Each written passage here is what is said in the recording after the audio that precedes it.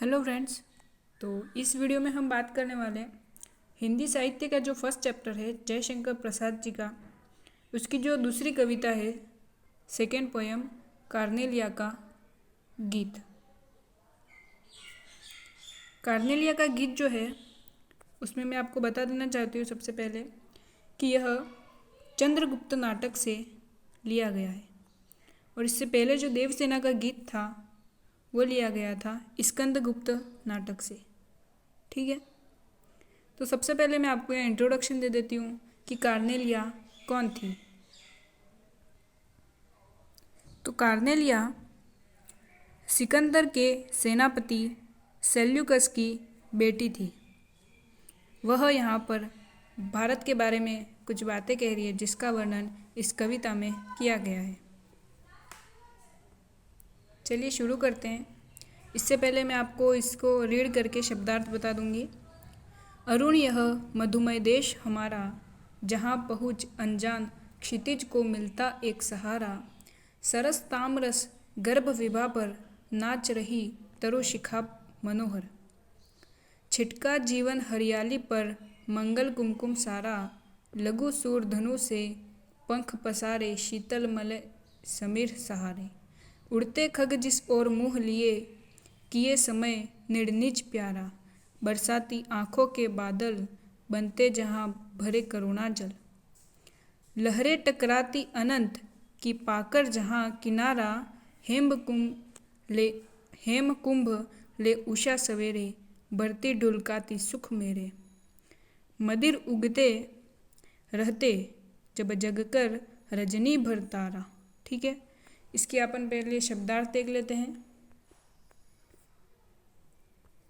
सबसे पहले है अरुण। अरुण का क्या अर्थ हो जाएगा? प्रातःकालीन या लालिमा युक्त कह सकते हैं, प्रातःकालीन लालिमा युक्त। ठीक है, फिर है मधुमय। मधुमय का अर्थ हो जाएगा मधुरता से युक्त या मिठास से भरा हुआ।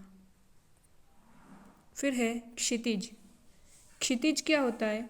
तो जहाँ धरती और आकाश एक साथ मिलते हुए प्रतीत होते हैं।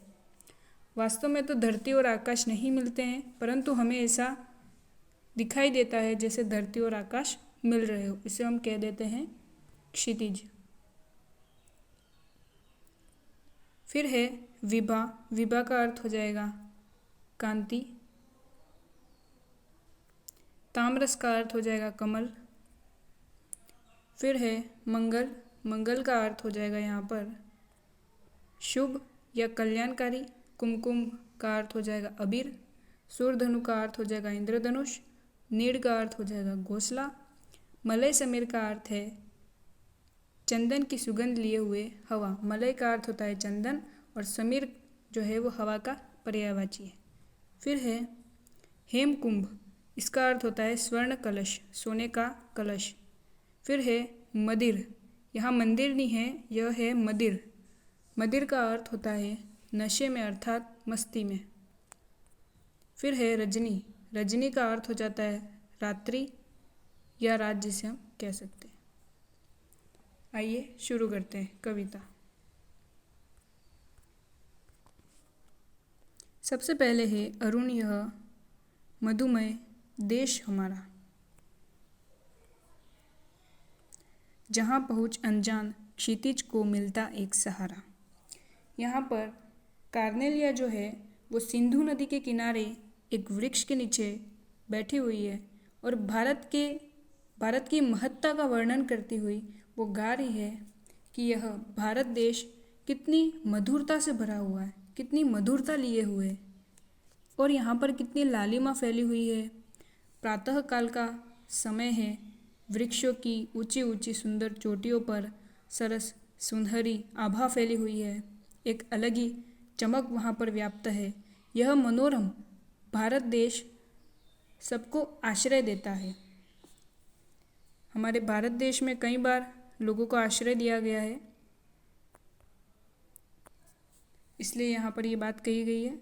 फिर है सरस ताम्रस गर्भ विभा पर नाच रही तरु शिखा मनोहर, छिटका जीवन हरियाली पर, मंगल कुमकुम सारा। इसका क्या अर्थ हो जाएगा? तो यहाँ पर यह कहने का भाव है कि यहाँ वृक्षों की शाखाओं से छनकर जब सूर्य की किरणें कमलों पर अपनी जो चमक है, जो उनका उसकी एक कांति है, प्रकाश है, वो बिखेरती है, तब वे पुष्पों पर ऐसा लगता है जैसे नृत्य कर रही हो।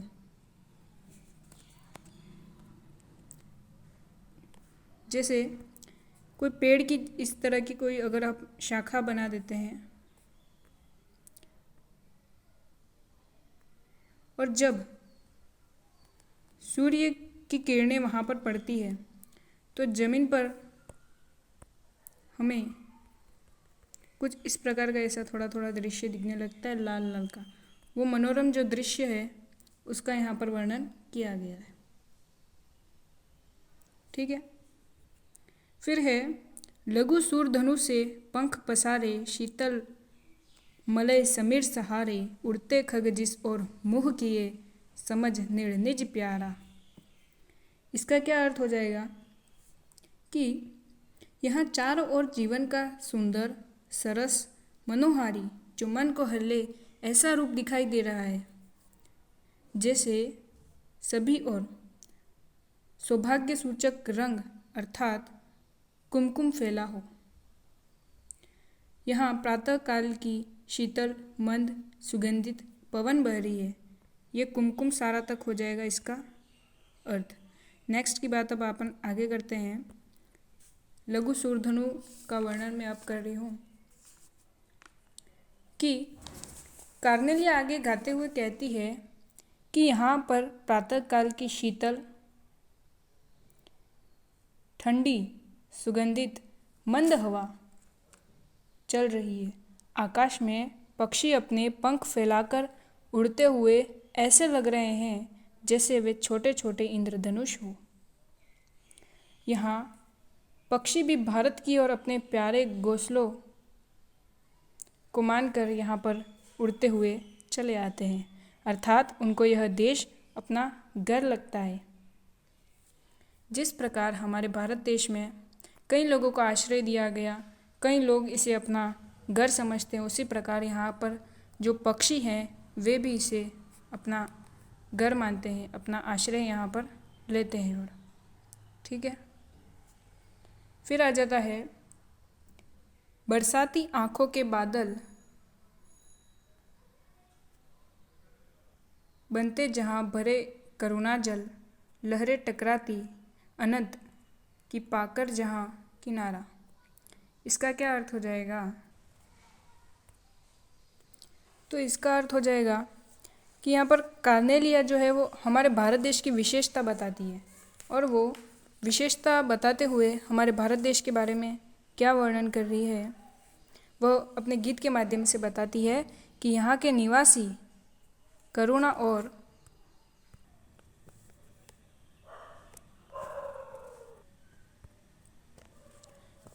सहानुभूति लिए हुए हैं। वे अपने दुखों से ही दुखी नहीं होते, अपितु जीव मात्र के दुख से उनकी आंखें जो है वो नम हो जाती है। उनकी आंखों से निकले हुए जो करुणा के आंसू होते हैं वे ही मानो वाष्प, जिसे हम भाप कह सकते हैं, वेपर, यानी कि वो बनकर बादल बन जाते हैं और फिर बरस जाते हैं। ऐसा वर्णन यहाँ पर कार्नेलिया अपने गीत में कर रही है। वह आगे यह भी कहती है कि यह वह देश है जहाँ सागर से आने वाली लहरें किनारा पाकर शांत हो जाती है, अर्थात दूर देशों से आने वाले व्याकुल प्राणी यहाँ शांति का अनुभव करते हैं। कार्नेलिया स्वयं यहाँ की नहीं है, परंतु फिर भी वह ऐसा अनुभव करती है।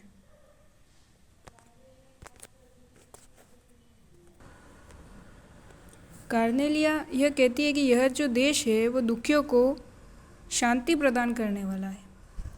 यहाँ पर जैसे सागर से आने वाली लहरें किनारा पाकर शांत हो जाती है, अर्थात दूर देशों से आने वाले व्याकुल प्राणी यहाँ शांति का अनुभव करते हैं। तो समुद्र से आने वाली लहरों का वर्णन यहाँ पर इसलिए किया गया जैसे हमारा ये भारत है, आप देख सकते हैं इस तरह है। ये मैंने साउथ इंडिया बनाया है और यहाँ पर है अपना अरब सागर, यहाँ पर है बंगाल की खाड़ी और यहाँ नीचे अपना हिंद महासागर की ये हिस्से। तो ये तीन ओर से अपना भारत जो है वो जल से घिरा हुआ है, ठीक है। और तीन ओर से घिरा होने के कारण ही हम भारत को प्रायद्वीप भी कहते हैं।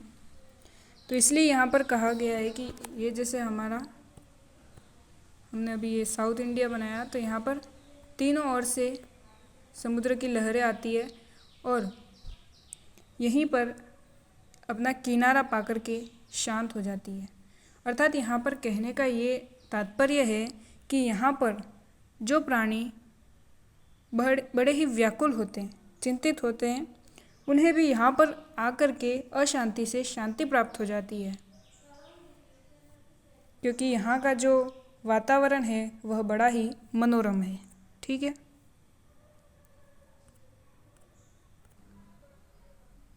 नेक्स्ट लाइन है यहाँ पर, हेम कुंभले उषा सवेरे बढ़ती ढुलकाती सुख मेरे मदिर उगते रहते जब जगकर रजनी भर तारा।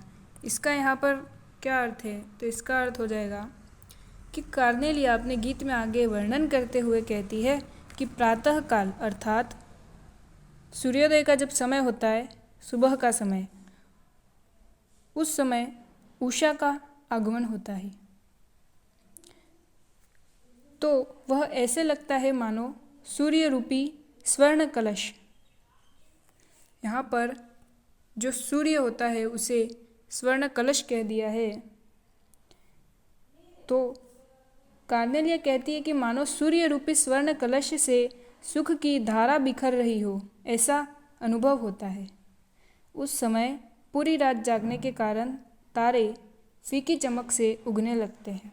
अर्थात जब सूर्योदय होता है उस समय जो तारों की जो चमक होती है वह फीकी पड़ जाती है, अर्थात हमें तारे नज़र नहीं आने लगते हैं और ऐसा लगता है कि जो सूर्य है वो स्वर्ण कलश की भांति सुख की धारा बिखर रहा हो।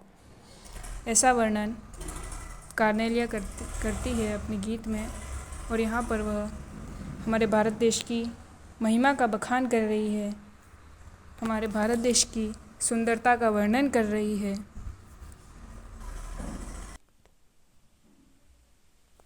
अब आगे एग्ज़ाम में जैसा कि आपने देखा था ब्लूप्रिंट में कि एक गद्य भाग से और एक पद्य भाग से जो है आपकी एक व्याख्या आएगी। टोटल 10 नंबर की व्याख्या है गद्य और पद्य की दोनों मिला करके, ठीक है। तो वो किस प्रकार से करनी है वो आप एक देख सकते हैं इसका, कि सबसे पहले जब व्याख्या करने की बात आए तो आपको सबसे पहले कुछ शब्दार्थ लिख देने हैं। शब्दार्थ मैंने हर व्याख्या से पहले आपको बताए हैं, वो आप यहाँ पर लिख सकते हैं। लगभग 4-5 भी लिखे तो इतना तो लिखना ही चाहिए आपको। फिर है अगली एक लाइन छोड़ कर के आपको करना है संदर्भ, ठीक है। संदर्भ में आपको कुछ वर्ड जो हैं वो प्रभावी रूप से लिखने पड़ेंगे, जैसे प्रस्तुत पद्यावतरण या प्रस्तुत पद्य अवतरण। इसमें जैसे कि पद्यावतरण है, प्रस्तुत है, इस प्रकार के शब्द आपको लेने पड़ेंगे यूज़ में। हमारी हिंदी साहित्य की पाठ्य पुस्तक, जैसे यहाँ पर जो अपन ने फर्स्ट चैप्टर पढ़ा है वो है अंतरा भाग 2 का, तो यहाँ पर अंतरा भाग 2 लिख दिया। फिर आता है कि अंतरा भाग 2 के कवि, यहाँ पर लिखना है फिर आपको कवि का नाम। इस प्रकार अगर आप अंडरलाइन करके और कोमा में लिखते हैं तो वो अच्छा लगेगा। फिर कि जयशंकर प्रसाद द्वारा रचित कविता कार्नेलिया का गीत से उद्धृत है या अवतरित है, दोनों में से आप कोई भी लिख सकते हैं। जैसे यहाँ कार्नेलिया का गीत लिखा है, इसको भी आप अगर कोमा में या फिर अंडरलाइन करके लिखते हैं तो वो अच्छा रहेगा। फिर आएगा प्रसंग। प्रसंग में जो उस पद्य की मुख्य बात होगी। प्रसंग में हमेशा हमें ध्यान रखना है कि प्रस्तुत पद्य में हमें जैसे कुछ भी बताया गया है, जैसे कार्नेलिया का गीत है तो उसमें हमें कार्नेलिया द्वारा भारत की महत्ता का वर्णन उसके गीत में जो किया गया है वो बताया गया है, तो आप यहाँ लिख सकते हैं उसे। तो जो मुख्य बात होगी वो आ जाएगी प्रसंग में। प्रसंग लगभग आपको 2 लाइन का लिख देना है। फिर है व्याख्या। व्याख्या में आपको उसका बिल्कुल सरलार्थ करना है। यह भी मैंने आपको एक्सप्लेन किया है, तो लगभग आधे पेज में आपको इसकी व्याख्या आनी चाहिए हर पद्य की। फिर होता है विशेष। विशेष में आप बहुत सारे पॉइंट्स लिख सकते हैं, जैसे कहीं पर अगर कोई अलंकार है या कोई छंद है, कौन सा काव्य गुण है, ये आप सब व्याकरण का जो पोर्शन है उसमें पढ़ेंगे। कौन सा काव्य का गुण है या फिर दोष है, ये चीज़ें जो है आप उसमें लिख सकते हैं। या कोई ऐसी विशेष बात हो तो वो भी आप उसमें लिख सकते हैं। इसमें भी लगभग आपको 3 से 4 पॉइंट्स बना के विशेष में लिखने होंगे। ठीक है, तो यहाँ से आप जो है वो 10 मार्क्स जो है वो पक्के कर सकते हैं। वीडियो अगर पसंद आया हो तो सब्सक्राइब करिएगा और पास में उसके बेल आइकन दे रखा है उसे प्रेस करिएगा, जिससे आपको मेरे वीडियो की जो नोटिफिकेशन होगी वो आप तक पहुंच सकेगी। Thank you.